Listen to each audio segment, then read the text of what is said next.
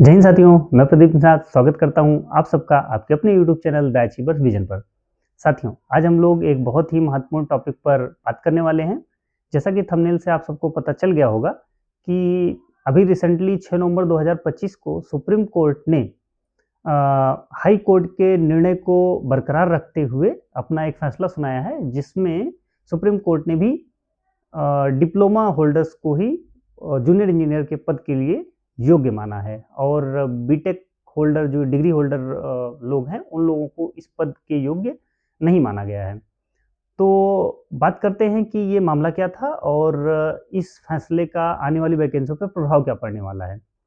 तो सबसे पहले तो हमारे सभी डिप्लोमा होल्डर साथियों को बहुत-बहुत शुभकामनाएँ, क्योंकि ये उनके लिए एक बहुत ही बड़ी खुशखबरी और एक जीत कह सकते हैं कि उनकी एक जीत हुई है और आने वाली वैकेंसियों में उन्हें बहुत ही फ़ायदा मिलने वाला है। जैसे यूपी ट्रिपल एससी 2024 की जो वैकेंसी प्रचलित है 4612 पदों पर, उसमें भी जो कोर्ट केस चल रहा है, अब उम्मीद यही है कि वो फैसला भी डिप्लोमा होल्डर्स के उन्हीं के पक्ष में होगा और इसमें भी बीटेक होल्डर्स को बाहर किया जाएगा। तो ठीक है, हम लोग पहले बात करते हैं कि ये मामला क्या है। अभी रिसेंटली खबर में बहुत ज़्यादा बना हुआ है और बात हो रही है 2013 की और फिर डिसीजन अभी 2025 में आया है। तो मामला क्या था, सबसे पहले हम लोग समझ लेते हैं। तो 2013 में इरिगेशन डिपार्टमेंट में लगभग 2800 प्लस पदों पर जूनियर इंजीनियर की भर्ती निकली हुई थी, जिसकी परीक्षा करवाने की जिम्मेदारी उत्तर प्रदेश लोक सेवा आयोग की थी और ये परीक्षा 2 चरणों में होनी थी और पहला चरण था रिटन एग्जाम और दूसरा इंटरव्यू। हाँ, इसमें इंटरव्यू उस समय लिया जाता था। तो इसमें योग्यता जो थी वो 3 वर्षीय डिप्लोमा या उसके समकक्ष थी। तो डिप्लोमा वाले भाइयों ने तो फॉर्म भरा ही, लेकिन उसके साथ-साथ बीटेक वाले साथियों ने भी फॉर्म भरा और फॉर्म भरने के बाद सब लोगों ने परीक्षा दी और परीक्षा देने के बाद जब इंटरव्यू का नंबर आया, तो इंटरव्यू देने के लिए डिप्लोमा और बीटेक वाले दोनों साथी गए। लेकिन उसमें ये हुआ कि डिप्लोमा होल्डर्स का इंटरव्यू लिया गया, लेकिन जो बीटेक वाले साथी थे, उनको इंटरव्यू से बाहर कर दिया गया। तो बीटेक वाले साथी हाई कोर्ट पहुँचे और उन्होंने वहाँ एक केस फाइल किया, जिसमें फैसला उनके पक्ष में नहीं रहा और हाई कोर्ट का डिसीजन ये हुआ कि जूनियर इंजीनियर के पद के लिए सिर्फ़ और सिर्फ़ डिप्लोमा होल्डर ही एलिजिबल हैं। तो वहाँ से उनको निराशा हाथ लगी और फिर हमारे बीटेक वाले भाइयों ने सुप्रीम कोर्ट की तरफ अपना रुख किया और 2020 से 25 तक ये सुनवाई लगातार चलती रही। लेकिन 6 नवंबर 2025 को फाइनली उसका डिसीजन आया और सुप्रीम कोर्ट ने भी हाई कोर्ट के उसी डिसीजन को बरकरार रखा है, जिसमें जूनियर इंजीनियर के पद के लिए सिर्फ़ और सिर्फ़ डिप्लोमा को योग्य माना गया है।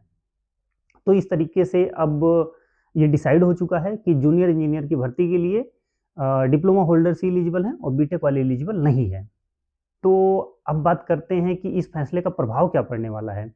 जैसा कि आप सबको पता है, 2024 में जेईई की वैकेंसी आई हुई है यूपी ट्रिपल एससी के थ्रू, वो भी मामला कोर्ट में चल रहा है और अब उसका भी डिसीजन डिप्लोमा वालों के पक्ष में आएगा, क्योंकि इस सुप्रीम कोर्ट के डिसीजन को वहाँ पर कोर्ट किया जाएगा और हाई कोर्ट भी उसी को मानते हुए जो फैसला देगा उसमें डिप्लोमा को ही एलिजिबल माना जाएगा।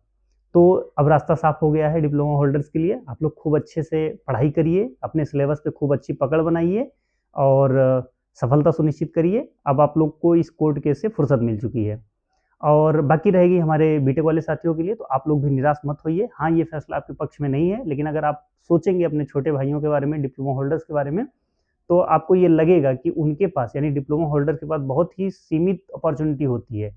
वो सिर्फ़ और सिर्फ़ जूनियर इंजीनियर के पद के लिए एलिजिबल होते हैं। उसमें भी एसएससी जेईई में, रेलवे जेईई में बीटेक वाले एलिजिबल हैं, तो उनको ज़्यादा कुछ वहाँ पर हो नहीं पाता है। आप अगर ये चीज़ नोटिस करेंगे तो चाहे वो रेलवे जेईई की वैकेंसी हो, चाहे एसएससी जेईई की वैकेंसी हो, लगभग 80% तो उसमें बीटेक वाले बच्चे ही फाइनली सेलेक्ट होते हैं। तो बीटेक वाले साथियों को मैं ये कहना चाहूँगा कि आप लोग एसएससी जेईई, रेलवे जेईई और गेट, पीएसयू, इसरो, डीआरडीओ बहुत सारी वैकेंसियाँ होती हैं जिनके लिए आप लोग एलिजिबल हैं। तो आप लोग उस तरफ फ़ोकस करिए और जो थोड़ी बहुत वैकेंसी जूनियर इंजीनियर की बच रही है, वो हमारे डिप्लोमा वाले साथियों के लिए रहने दीजिए।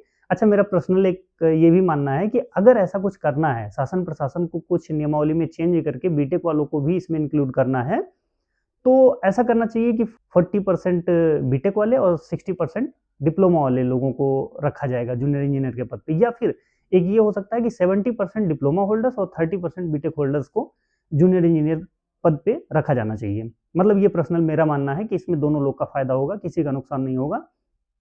ऐसे में अगर बीटेक वाले एलिजिबल कर दिए जाएँगे, तो फिर मुझे ये लगता है, क्योंकि इतना डीप सिलेबस होता है बीटेक का, 4 वर्ष अगर किसी ने बढ़िया से पढ़ाई की हुई है और डिप्लोमा का 3 साल का जो बच्चा सिलेबस पढ़ता है, उसमें बहुत ज़्यादा अंतर है। तो अगर एक एवरेज बच्चा भी बीटेक का है, तो वो डिप्लोमा से अच्छा परफ़ॉर्म कर जाएगा, अगर उसने मेहनत से पढ़ाई की है तब। और कारण उसका ये है कि सिलेबस जो है बीटेक में बहुत ही अच्छे लेवल का दिया गया है, और अगर कोई सिलेबस पढ़ रहा है, वही सिलेबस आपके जेईई के एग्ज़ाम में पूछा जाता है। इसीलिए हमारे जो डिप्लोमा के साथी होते हैं, उनको बहुत मेहनत करनी पड़ती है। डिप्लोमा में जितना सिलेबस दिया गया है, जेईई की परीक्षा जब वो देने बैठते हैं, तो उनको लगता है ये सब चीज़ें कहाँ से आ गई? क्योंकि डिप्लोमा में बहुत लिमिटेड सिलेबस है, जेईई की परीक्षा में सिलेबस जो आता है, वो डिप्लोमा के सिलेबस से काफ़ी ज़्यादा आता है, और बीटेक वालों के लिए वो ईज़ी हो जाता है, उसमें वो अच्छे से सेलेक्ट हो जाते हैं। तो ठीक है, दोनों चाहे वो डिप्लोमा होल्डर्स हैं, चाहे वो बीटेक होल्डर हों, दोनों लोग को मेरा सुझाव यही है कि इसको आप बहुत बड़ी जीत मान के सेलिब्रेट मत करिए, किसी को चिढ़ाइए मत। सभी लोग भाई हैं, चाहे वो डिप्लोमा होल्डर्स हों और चाहे वो बीटेक होल्डर्स हों। तो आप लोग एक-दूसरे के साथ अच्छे से मेल-जोल बनाते हुए अपनी तैयारी को आगे बढ़ाइए, और अपने-अपने फ़ील्ड में दोनों लोग प्रयास करते रहिए, अपनी सफलता सुनिश्चित करिए, और जल्द से जल्द एक जेईई का पद लेके जो डिप्लोमा होल्डर्स लोग हैं, वो लोग अपना अपने परिवार का, समाज का और अपना नाम बढ़ाएँ, और देश और प्रदेश की सेवा करें। और ऐसे ही बीटेक वाले जो साथी हैं, वो लोग भी अपना उस तरफ काम करते रहें सिलेक्शन के लिए। अब बात कर लेते हैं कि 2024 की जो यूपी ट्रिपल एससी की वैकेंसी है, उस पर इस चीज़ का क्या प्रभाव पड़ने वाला है। तो जैसा कि मैंने पहले बता दिया कि अब जो भी डिसीजन आएगा यूपी ट्रिपल एससी 2024 जेईई का, वो लगभग मान के चलिए डिप्लोमा के फेवर में आएगा। तो जो भी डिप्लोमा वाले बच्चे हैं, वो पूरी तरीके से कमर कस लें, खूब अच्छे से मेहनत करें, टेक्निकल, नॉन टेक्निकल दोनों पे खूब अच्छे पकड़ बनाएँ, क्योंकि उनको लेना है फाइनल सिलेक्शन। फाइनल सिलेक्शन बिना टेक्निकल, नॉन टेक्निकल दोनों में अच्छा परफ़ॉर्म किए आप नहीं ले पाएँगे, तो आप लोग खूब अच्छे से मेहनत करिए और सफलता प्राप्त करिए। अगर हाँ, आपको लगता है कि इससे संबंधित स्ट्रैटेजी से संबंधित पढ़ाई कैसे की जाए, रिसोर्सेज़ क्या फ़ॉलो किए जाएँ, इससे संबंधित कोई वीडियो बनानी चाहिए, तो आप लोग कमेंट बॉक्स में बताइएगा। मैं इस पे एक वीडियो बना दूँगा, जिससे आप लोगों को कुछ मदद मिलेगी। मैं भी डिप्लोमा होल्डर्स रहा हूँ, बीटेक और मैंने बीटेक भी किया है, तो मुझे दोनों के सिलेबस, परीक्षा के पैटर्न और कैसे किस स्ट्रेटजी से चीज़ों को पढ़ा जाए, कौन से रिसोर्सेज़ फॉलो किए जाएँ, तो मुझे इसका एक ठीक-ठाक एक्सपीरियंस है, और मैं उस पे आप लोगों से बात कर लूँगा, अगर आप लोग चाहेंगे तो। तो अब हम लोग बात कर लेते हैं कि आगे क्या करना चाहिए हमको? आगे अब बस यही है कि आप लोग बिना किसी लापरवाही के जितने भी दिन बचे हुए हैं, क्योंकि फैसला बहुत जल्द इसका यूपी ट्रिपल एससी जेईई 2024 का भी आ जाएगा, और आप लोग की परीक्षा भी बहुत जल्द हो जाएगी। तो आप लोग अभी से लग जाइए, इंतज़ार मत करिए। खूब अच्छे से अपना टेक्निकल और नॉन टेक्निकल दोनों पोर्शन मजबूत करिए, और जल्द से जल्द सफलता हासिल करिए। एक चीज़ मैं आप लोगों को बता दूँ कि ये मामला बीटेक वर्सेस डिप्लोमा जो था, ये हम लोगों की जो उत्तर प्रदेश पुलिस भर्ती बोर्ड है, उसमें जो रेडियो एसआई की परीक्षा हुई, जिसमें मेरा सिलेक्शन हुआ, उसमें भी यही इश्यू फँसा हुआ था। लेकिन अंततः हुआ यही कि हाई कोर्ट का आदेश हुआ कि इस वैकेंसी के लिए, यानी रेडियो एसआई के लिए, हेड ऑपरेटर के लिए सिर्फ़ और सिर्फ़ डिप्लोमा वाले एलिजिबल होंगे, बीटेक वाले एलिजिबल नहीं होंगे। तो वहाँ से भी बीटेक वालों को बाहर किया गया। होता क्या है, इससे बहुत नुकसान होता है, चाहे वो बीटेक वाले साथी हों, चाहे वो डिप्लोमा वाले साथी हों। सब लोग किसी ग्रुप से जुड़ते हैं, किसी को लीडर बनाते हैं, कहीं पैसे का कंट्रीब्यूशन करते हैं। ठीक है, उनके फ़ेवर में चीज़ें होती हैं, कुछ के अगेंस्ट होती हैं, लेकिन उससे उनका मेंटल थोड़ा-सा, मुझे लगता है कि एक प्रेशर बढ़ता है। ना चाहते हुए भी बार-बार वीडियो देखना पड़ता है, आज क्या हुआ कोर्ट में, आज क्या सुनवाई हुई।